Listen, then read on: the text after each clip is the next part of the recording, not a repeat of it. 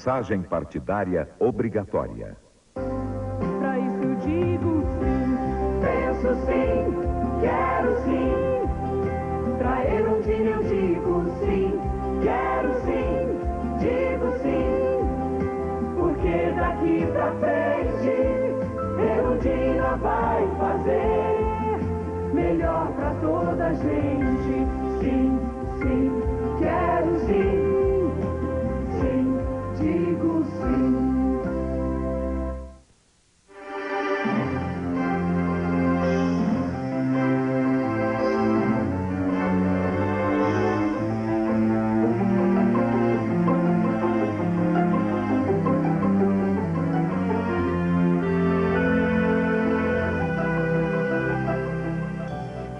A luz e o tom do fundo influem no aspecto de uma imagem. Podemos criar desenhos totalmente diferentes usando o mesmo objeto visto do mesmo ângulo, alterando somente o fundo e a luz.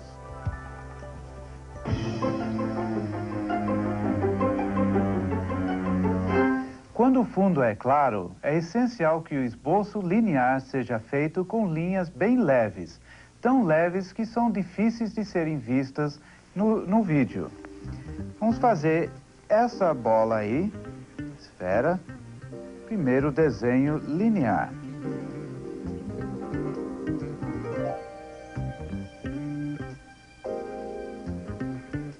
Estou usando um lápis 2B para fazer isso. Agora eu vou fazer o fundo, que está levemente mais escuro, mas muito levemente. E a partir deste momento, então, o esboço, as linhas do esboço começam a desaparecer.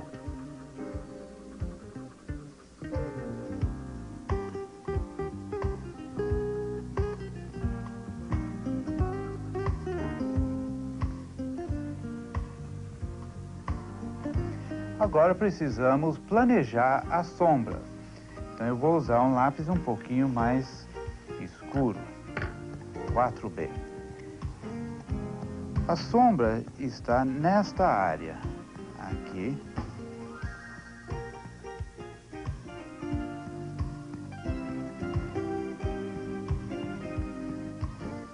Assim.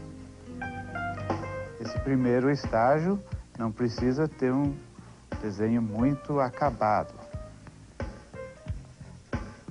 Agora eu vou fazer um pouquinho mais escuro.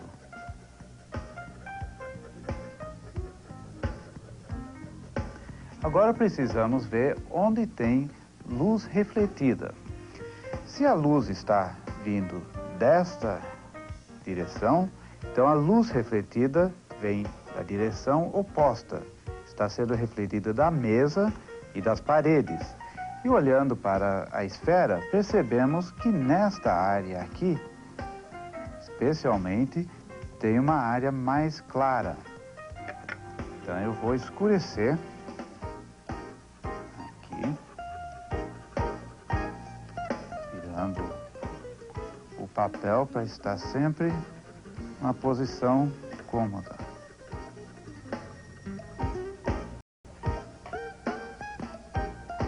Agora nós podemos perceber que no limite entre o fundo e a esfera está um pouquinho mais escuro. Aqui. E também aqui em cima e aqui.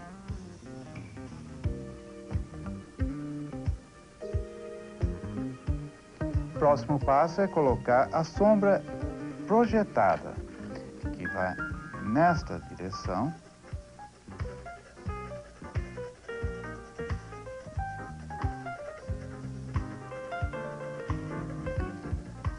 E dentro dessa sombra projetada existe uma luz refletida também. É a luz que volta da esfera para a mesa. Então, aqui um pouquinho mais escuro, aqui também, e embaixo, aqui.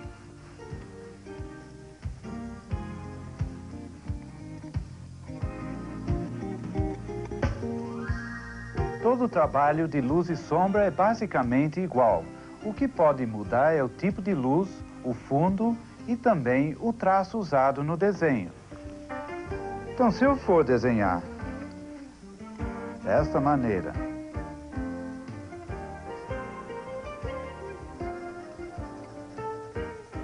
na realidade não estou alterando o funcionamento da luz, nem o processo de trabalhar. Somente a interpretação do quadro, ou do desenho.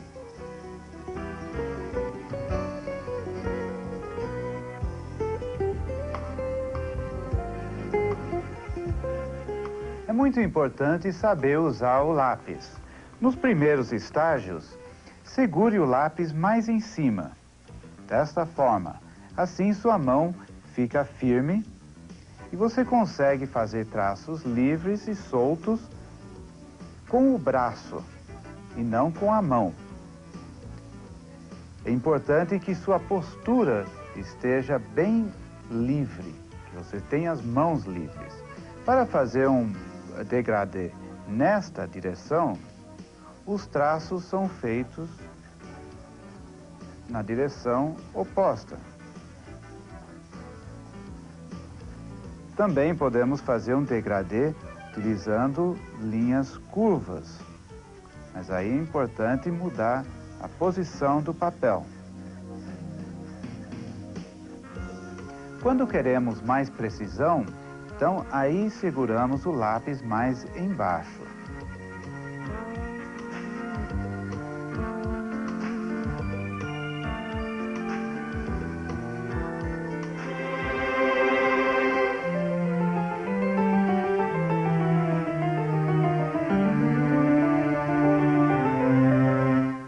Faça vários exercícios com objetos simples, de material fosco e planos curvos, iluminados lateralmente, como esses aqui, e com fundo claro. Depois tente desenhar algo mais complexo, como flores, panos ou folhagens. Aliás, estão entre as coisas mais difíceis de serem desenhadas. Eu costumo fazer estudos de plantas e panos em separado, dado a complexidade do desenho. Também costumo fazer estudos de flores ou folhagens antes de pintá-las.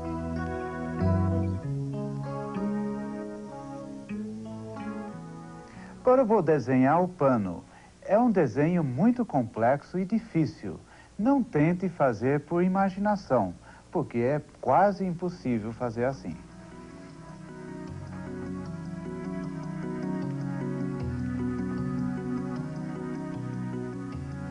Veja como é a sequência.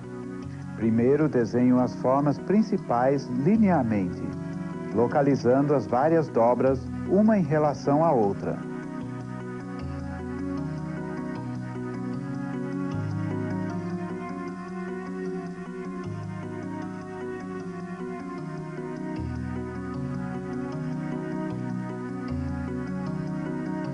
Em seguida, determina o que está em sombra, deixando o resto em branco.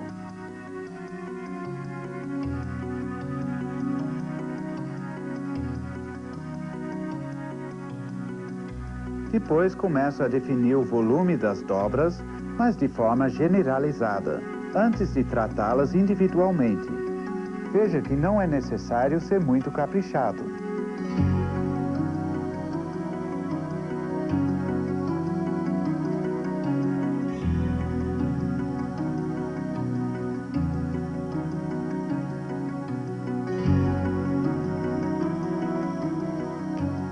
Aos poucos, levanto todo o volume no desenho.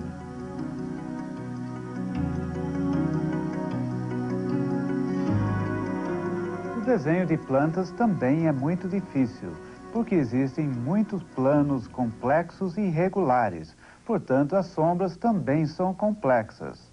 Vamos desenhar estas flores, algumas destas, agora.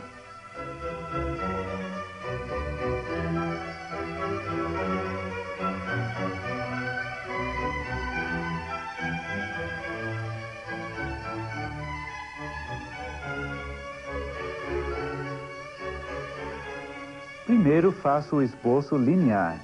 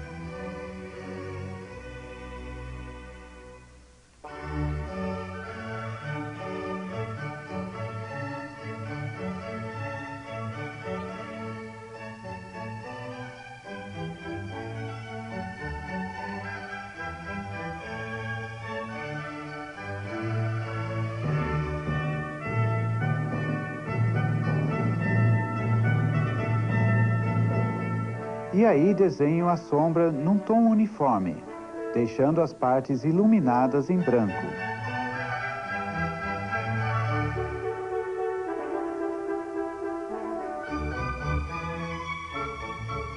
É importante comparar uma parte com outra no decorrer do desenho, para ter uma visão geral de como o volume está sendo desenvolvido.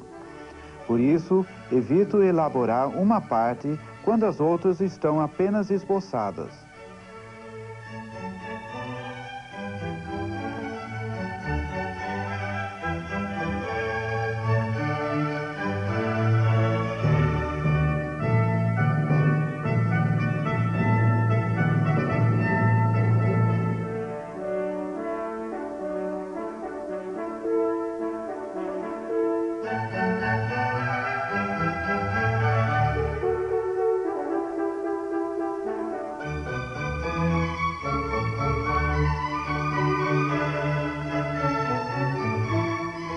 Agora eu posso abandonar o modelo e usar o desenho como referência para uma pintura, assim como fiz com esses desenhos,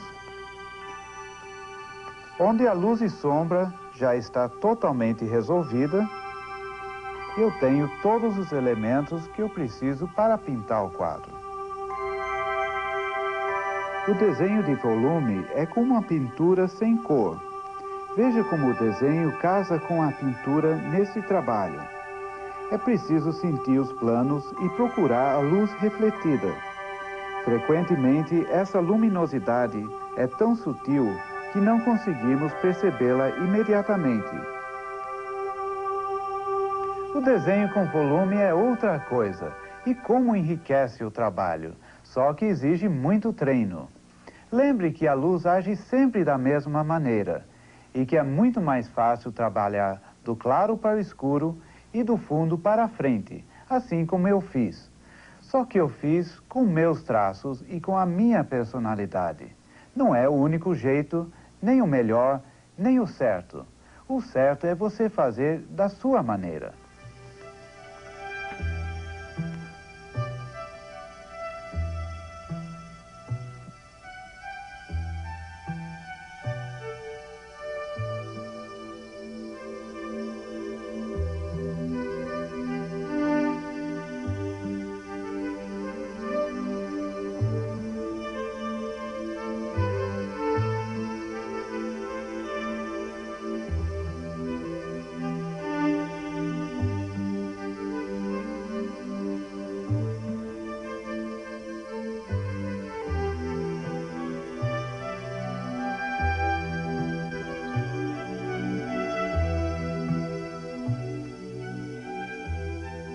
Um desenho como este, maior do que o tamanho natural, ajuda a observar objetos complexos e a trabalhar o volume da maneira que quiser.